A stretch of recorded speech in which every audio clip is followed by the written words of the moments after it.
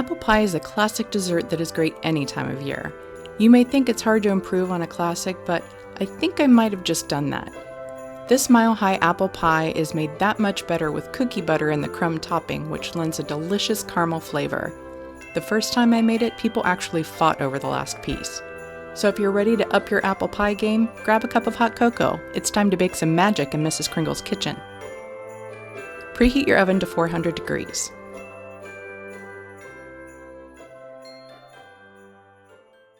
The apples that I used were too large to run through a corer slicer, so I used a regular corer that I had on hand. Carefully but firmly remove the core of the apple. Then peel your apple with a sturdy peeler. Cut your apple in half. Keep cutting the halves in half until you're down to smaller, manageable slices and slice to your desired thickness. Put the apple slices in a bowl and give a little squirt of lemon juice and toss to coat so that they don't brown. Once you're finished, put all of the apple slices into a bowl. Add half of your tablespoon of pie spice and give the bowl a toss to coat. Then sprinkle the rest on and toss again. Add 1/4 cup of the half cup of sugar and toss to coat and repeat with the second half of sugar. Finally, add your 1 to 3 tablespoons of flour by using half, tossing to coat and repeating. The slices will be evenly coated with everything needed to make things delicious while baking.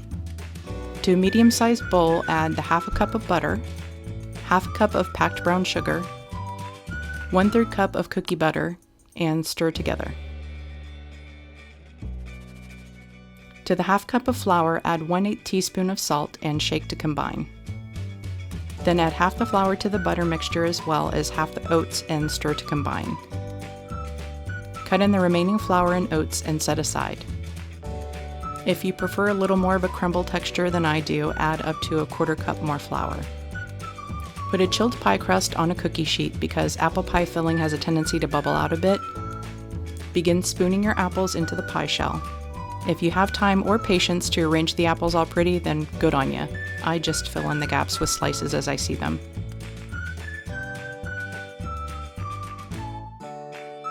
Take the crumb mixture and begin placing little bits of crumble all over the apple slices. You want all of the apples to be covered. This behemoth is almost ready to roll. Cover the pie loosely in foil and bake for 10 minutes at 400 degrees. After 10 minutes, reduce the heat to 375.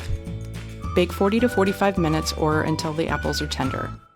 Loosely cover the edge with foil the last 10 minutes to prevent overbrowning. Cool on a wire rack for at least 3 hours so that the filling can thicken up properly. I won't lie, even cut 8 ways, this pie is like a meal in itself. Breakfast. If you don't want it mile high, just fill the apples about 1 to 1.5 inches above the pie crust line, and you'll have a more demure looking pie. I prefer my apples on the thicker side, so add another 5 minutes to the cooking time if you do too. This is my most requested pie at holiday time, and I'm sure it will be the same for you. Cookie butter lends a taste that makes people crazy for this topping. If you like this recipe, give it a thumbs up, and don't forget to subscribe for more baking magic straight from Mrs. Kringle's kitchen.